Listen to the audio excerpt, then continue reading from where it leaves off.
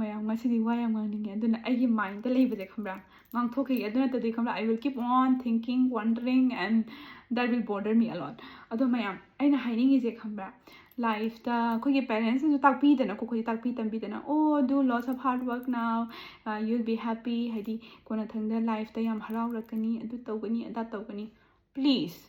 hard work tawba mi ngai gi hazik hard work taw same time nang hard work tawri kan dane khambra enjoyment like going out with your friends and then like family get together dagi guys macha simple even like going out for a dinner going out for a lunch going out for a coffee with your friends please enjoy every moment haidi kwa enjoy taw so hazikta ne now ai tom da silai ra kan di gamna realize so plus some parts of my life that I regret tawibako haidi like why didn't I enjoy those days chakhiba matam je it's not going to come back haidi macha oirasune khambra if things are going to make you happy please enjoy haidi khoije ama leibani bako haidi bani example hoi money matters adushu darkar taraju macha nang tauba ngamgadaba the parents na nangi help tawra ngamaga nangi happiness adu kai si kai ra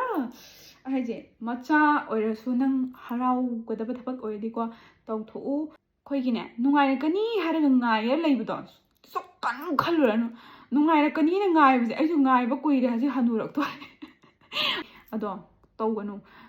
paisa leire family gi get together tawthu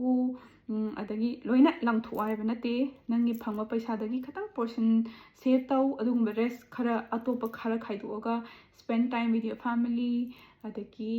hang out with your friends spend this good memorable time haidi ko hanura kanda ai koi gani paisa mayam save tawraga ai koi gani khaba that doesn't happen enjoy to we are kanda enjoy taw tho this is what I want to say from my side. This is life is very short and you never know what is going to happen ahead, so for the time being, for the time that you have, please do enjoy.